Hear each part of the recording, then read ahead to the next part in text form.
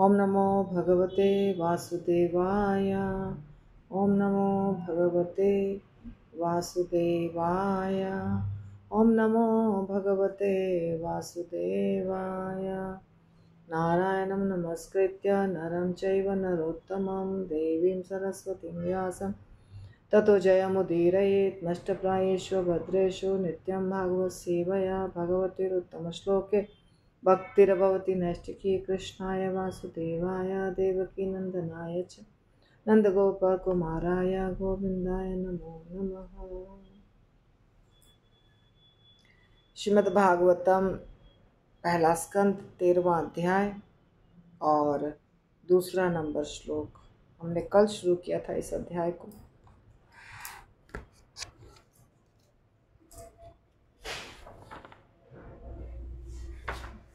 सुत गोस्वामी बोल रहे हैं, यावतः, दूसरा नंबर श्लोक है। हाँ, यावतः कृतवान् प्रश्नान् शक्ता कौशार वाग्रतः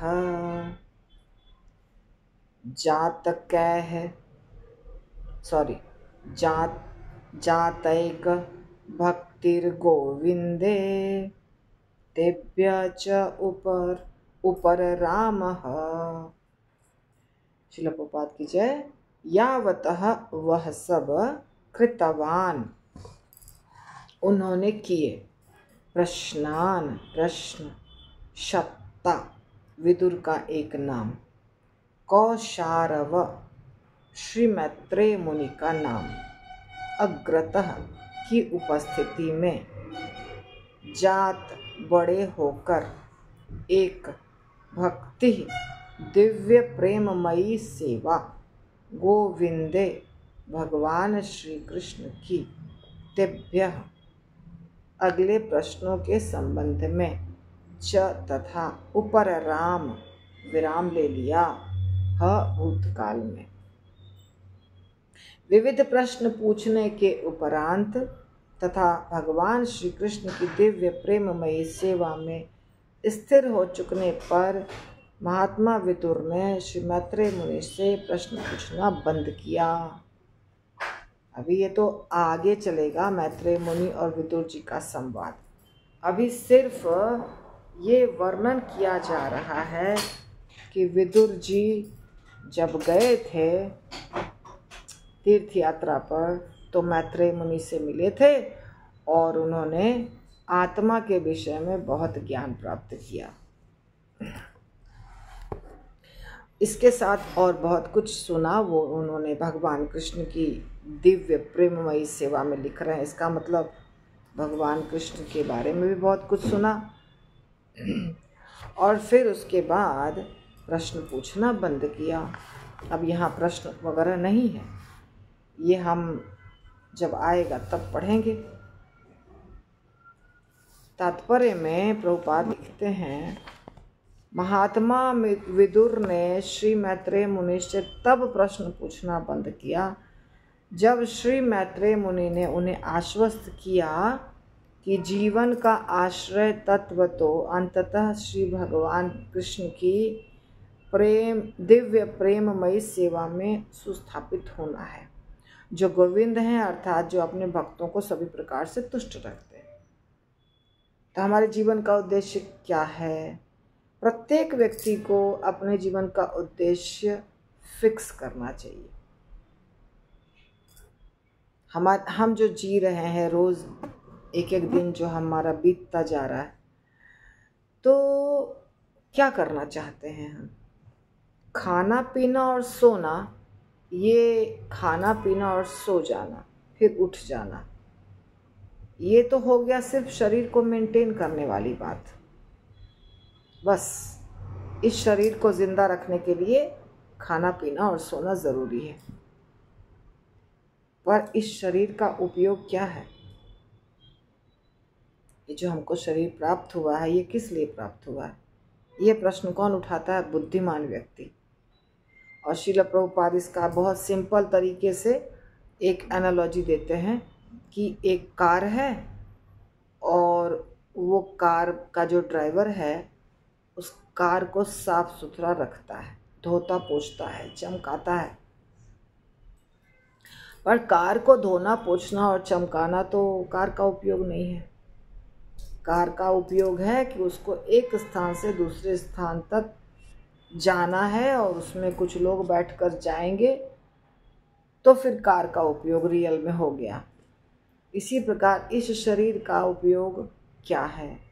खाना, पीना और सोना या बच्चे पैदा करना, ये सब शरीर का उपयोग नहीं है। ये तो सबके साथ है ना। आयम देहो देह भाजाम निर्लोके कष्टान कामान अर्हत विड भुजाम, ये ऋषभदेव जी अपने पुत्रों को कहते हैं। तो ये शरीर का उपयोग जो है, मनुष्य शरीर का विशेषकर है जीवन के उद्देश्य को समझना और उसके लिए प्रयास करना। ठीक है, इसीलिए भगवान कृष्ण अंतिम तत्व हैं, आश्रय तत्व हैं, सर्वश्रेष्ठ स्थान पर हैं। तो भगवान कृष्ण को जानना और फिर कृष्ण की सेवा में लग जाना, यही हमारे जीवन का उद्देश्य होना चाहिए। तो जो व्यक्ति बुद्धिमान है वो अपने उद्देश्य तक पहुंच जाते हैं। जो बुद्धिमान नहीं है वो इधर उधर समय बिता करके शरीर त्याग देते हैं। तो इसीलिए महात्मा विदुर जब भगवान कृष्ण के सेवा के बारे में पूरी जानकारी प्राप्त कर लिए, सेवा में जुड़ गए, तो प्रश्न पूछना बंद हो गया, क्योंकि अब अंतिम जो उद्देश्य है उसको हमने जान लिया।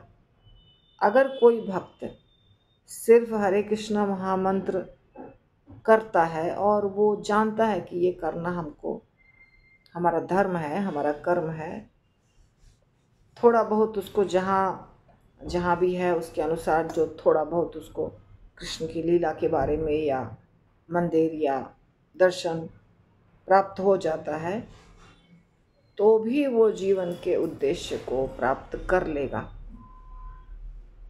अगर ज़्यादा होता है अच्छी बात है, लेकिन अगर थोड़ा बहुत भी उसको कृष्ण के बारे में पता चलता है और वो अपने भक्ति में अडिग रहता है, माला में अडिग रहता है और कंसिस्टेंटली मतलब लगातार अपने भक्ति को जारी रखता है, तो वो अपने जीवन के उद्देश्य को प्राप्त कर लेगा। तो इसीलिए भगवान कृष्ण के प्रेममयी सेवा में सुस्थापित होना, यही हमारा उद्देश्य है। ठीक है, तो बद्ध जीव अर्थात भौतिक अस्तित्व में उलझा हुआ जीव भौतिक गुणों में अपनी इंद्रियों को लगाकर सुख की खोज करता है, किंतु संतुष्ट नहीं होता है। पुनः पुनः चर्वित चरवणा नाम, चबाए हुए कोई चबा रहा है, चबाए हुए कोई चबा रहा है। श्रील प्रभुपाद बोलते हैं कि बांस को कितना भी चबाओ मीठा नहीं लगेगा, क्योंकि बांस में मिठास है ही नहीं। तो भौतिक दुनिया में जो व्यक्ति सुखी होना चाह रहा है, वास्तव में वो बांस को चबा के मिठास प्राप्त करना चाह रहा है, जो संभव नहीं है। परंतु आध्यात्मिक जगत में गन्ना है, तो गन्ना को चबाएंगे तो मीठा लगेगा, बांस को चबाएंगे तो मीठा नहीं लगेगा। तो आध्यात्मिक सुख अलग है, और आध्यात्मिक सुख अगर किसी को प्राप्त हो जाता है, आत्मा के स्तर का सुख प्राप्त हो जाता है, तो उसको एक बार भी गन्ना का रस चूसा तो उसको मीठा लगेगा, थोड़ा सा भी चूसा तो मीठा लगेगा, इतना बड़ा टुकड़ा भी गन्ना का चूसा तो मीठा लगेगा, पूरा गन्ना चूसा तो भी मीठा लगेगा, पूरे जीवन चूसता रहा तो भी मीठा लगेगा। परंतु कोई व्यक्ति यदि बांस को चूसने की कोशिश कर रहा है और मिठास ढूंढ रहा है, उसका दांत दर्द कर जाएगा, उसके दांत टूट जाएंगे, परंतु कभी मिठास नहीं मिलेगा, क्योंकि उसमें मिठास है ही नहीं। तो इसी प्रकार भौतिक तरीके से कोई व्यक्ति यदि सुखी होना चाहता है वो कभी नहीं हो पाएगा। यहाँ पर विदुर जी की बात हो रही है। तो विदुर जी बहुत होशियार थे, बहुत समझदार थे। तो उन्होंने मैत्रेय मुनि से प्रश्न किया और संतुष्ट हो गए। तब वह अनुभव सिद्ध तात्विक तर्क करने की विधि से तथा बौद्धिक कर्तव्यों से परम सत्य के अन्वेषण में जुट जाता है। ये श्रील प्रभुपाद बद्ध जीवों के बारे में बात कर रहे हैं कि बद्ध जीव को संतोष नहीं मिलता है, सुख नहीं मिलता है, इस दुनिया के किसी चीज़ से उसको सुख नहीं मिलता है। तब क्या करता है वो, कभी कभी कोई व्यक्ति परम सत्य को ढूंढता है। सब तो नहीं ढूंढते पर कुछ लोग ढूंढते हैं परम सत्य को। किंतु यदि उसे अंतिम लक्ष्य प्राप्त नहीं होता तो वह पुनः भौतिक कार्यकलापों में पतित हो जाता है और अपने आप को विविध परोपकारी तथा परमार्थ कार्य में लगा देता है, किंतु इन सब से उसे संतोष नहीं मिलता है। अतः न तो सकाम कर्म न शुष्क दार्शनिक चिंतन से किसी को संतोष मिलता है, क्योंकि जीव स्वभावतः परमेश्वर भगवान श्री कृष्ण का सनातन सेवक है और समस्त वैदिक ग्रंथ इसी परम लक्ष्य की ओर उसका मार्गदर्शन करते हैं। श्रीमद् भगवद गीता 15.15 द्वारा इस कथन की पुष्टि होती है। तो लोग जो हैं वो अलग अलग प्रकार से परम सत्य को जानने की कोशिश करते हैं, कुछ ज्ञान योग से, कुछ ध्यान योग से, कुछ कर्म योग से। परंतु यदि कोई भक्ति योग को पकड़ता है तो उसको शुरू से लेकर अंत तक उसको मीठा ही लगता है। जैसे गन्ने का रस मीठा लगता है, वैसे शुरू से लेकर अंत तक उसको संतुष्टि मिलती है, मन खुश रहता है, मिठास लगती है, नाम जप में अच्छा लगता है, हर चीज़ में। कर्म योग, ज्ञान योग और ध्यान योग इत्यादि जब करता है या कोई और हठ योग, तो कई बार व्यक्ति परेशान होकर के छोड़ देता है, क्योंकि उसमें कुछ मिठास खास प्राप्त होता नहीं है। इसीलिए प्रभुपाद ये सब लिख रहे हैं, संतोष प्राप्त होता नहीं। शुष्क दर्शन, यहाँ सेवा है, भक्ति में सेवा है। तो जब हम सेवा करते हैं तो संतुष्टि प्राप्त होती है, खुशी प्राप्त होती है, भगवान भी हमें कृपा देते हैं। लेकिन अगर सेवा से हम नहीं जुड़ते हैं और सीधे तर्क करते हैं, केवल तर्क के पीछे पड़े रहते हैं, तो संतुष्टि नहीं हो सकती है। इसीलिए व्यक्ति बोर होकर के छोड़ देता है। ठीक है।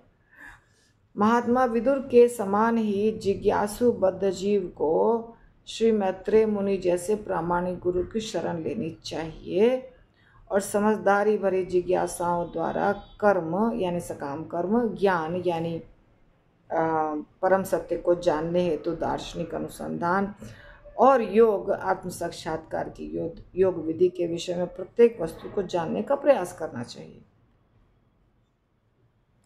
श्रीमद् भगवद गीता में सिर्फ भक्ति योग नहीं है, ज्ञान योग, कर्म योग, आप जानते हैं 3rd चैप्टर कर्म योग है, 4th चैप्टर ज्ञान योग है, 6th चैप्टर ध्यान योग है ना। भक्ति योग तो 12वां अध्याय है, 12th नंबर चैप्टर, उसके पहले ये सारा योग हो जाता है। तो श्रील प्रभुपाद कहते हैं कि सही गुरु को स्वीकार करो, जैसे इन्होंने मैत्रेय मुनि को स्वीकार किया था, मतलब स्वीकार किया था यानी उनसे प्रश्न पूछा था। तो मैत्रेय मुनि को श्रील प्रभुपाद कह रहे हैं कि प्रामाणिक गुरु हैं वो, उन्होंने अच्छा उत्तर दिया जिससे विदुर जी को संतुष्टि प्राप्त हुई। तो वैसे ही हमारे दिमाग में हम ऐसा नहीं कर सकते हैं कि भगवत गीता का 11 अध्याय छोड़ के सीधे 12वां पे गए और हमने कहा ये 11 अध्याय बेकार है। ऐसा नहीं कर सकते, हमको सारा पढ़ना है। और इस्कॉन में सब जगह शुरू के श्लोक से लेके अंतिम श्लोक तक पढ़ाई होती है, तो पढ़ना सब कुछ है। उसमें आप सारा योग पढ़ते हैं, सारे योगों को जानते हैं, समझते हैं भगवान ने क्या कहा। परंतु भक्ति योग का शुरू से ही श्रील प्रभुपाद ने ज़्यादा बखान किया है, उसका गुणगान किया है, क्योंकि प्रभुपाद भक्ति योग के ऊपर बल देते हैं कि ये आसान है और कितनी भी मुसीबत में व्यक्ति हो कर सकता है इसको। तो ऐसा नहीं है कि बाकी योग यूजलेस हैं, उसका कुछ वैल्यू नहीं है, सब अच्छा है। यदि आप सबको जान करके और फिर भी भक्ति करते रहते हैं तो बहुत अच्छा है। पर कोई कोई व्यक्ति ये भक्ति नहीं करके ज्ञान योग या कर्म योग या ध्यान योग भी करते हैं, तो उसके बारे में प्रभुपाद ने लिखा कभी कभी वो छोड़ देते हैं, छोड़ करके कुछ समाज सेवा वगैरह करने लग जाते हैं। तो ये फ़र्क है और कुछ नहीं, परमार्थ करने लग जाते हैं। तो प्रभुपाद लिखते हैं कि जिस व्यक्ति में अपने गुरु से प्रश्न पूछने की गंभीर प्रवृत्ति नहीं है, उसे न तो दिखावटी गुरु बनाने की आवश्यकता है और न व्यक्ति को अन्य व्यक्तियों का गुरु होने का दिखावा करना चाहिए। यदि वह अपने शिष्य को भगवान श्री कृष्ण की दिव्य प्रेमा भक्ति की ओर उन्मुख न कर सके, महात्मा विदुर श्री मैत्रेय मुनि जैसे गुरु की शरण लेने में सफल हुए थे और उन्हें जीवन का परम लक्ष्य गोविंद की भक्ति प्राप्त हो सकी। अतः उनके लिए आध्यात्मिक प्रश्न के विषय में और कुछ जानना शेष नहीं बचा था। तो प्रभुपाद बहुत अच्छे से समझा रहे हैं कि यदि कोई व्यक्ति, गुरु का मतलब क्या होता है, हम गुरु बन के बैठ गए और जो सामने आया उसको हमने कुछ सिखाया नहीं भक्ति के बारे में, आत्मा के बारे में, भगवान के बारे में, तो गुरु मत बनो। अगर आप गुरु बनते हैं तो जो आपके पास आता है उसको इसी प्रकार की शिक्षा दीजिए कि कैसे आप भगवान से जुड़ेंगे। तो प्रभुपाद कहते हैं दिखावटी गुरु बनने की आवश्यकता नहीं है। अगर आपसे कोई प्रश्न पूछता है, शिष्य जो आपका शिष्य होने वाला है या हो चुका है, वो आपको प्रश्न पूछता है, तो आपको उसका उत्तर देने के लिए शास्त्रों का प्रमाण पता होना चाहिए, ज्ञान पता होना चाहिए, तभी आप गुरु बनिए, नहीं तो गुरु मत बनिए। शिष्य को भगवान के नज़दीक ले जाना गुरु का कर्तव्य है, भगवान से जोड़ना गुरु का कर्तव्य है। और बड़े बड़े जो गुरु हुए हैं आज तक शास्त्रों में, नारद मुनि, अभी मैत्रेय मुनि का नाम है, उनका गुणगान किया जाता है कि, और आजकल के जो गुरु हैं उनको उन्हीं से सीखना होता है, वो परंपरा को मेंटेन करना होता है। नहीं तो कभी कभी ऐसे भी गुरु होते हैं जैसे शुक्राचार्य जी ने बलि महाराज को बोला कि तुम संकल्प ले रहे हो कि दान दोगे 3 पग भूमि वामन को, पर ये वामन जो है ना, ये विष्णु है, ये तुम्हारा सब ले लेगा, तो ये संकल्प मत करो। ऐसा शिक्षा दिया शुक्राचार्य ने, वो गलत है। क्योंकि अगर ये विष्णु भगवान है तो अच्छी बात है ना, गुरु का मतलब है कि विष्णु से जोड़ा जाए, कृष्ण से जोड़ा जाए। तो लेकिन होशियार थे बलि महाराज। बलि महाराज ने सोचा, अरे ये भगवान विष्णु हैं, तो इसका मतलब है गुरु हमें जो शिक्षा दे रहे हैं वो गलत है। गुरु कह रहे हैं कि ये विष्णु है, तुम्हारा सब ले लेगा, तुम इसको संकल्प जो कर रहे हो देने का वो त्याग दो, मत करो संकल्प। तो बलि महाराज ने गुरु को ही छोड़ दिया। नहीं बाबा, ये गुरु ठीक नहीं है, ये तो भगवान के पास समर्पित होने से रोक रहा है मुझे, तो वैसा गुरु नहीं चलेगा ना। गुरु का मतलब है कि जो आपको भगवान के पास जाने दे। भगवान के पास जाने से रोकना गुरु का कार्य नहीं है।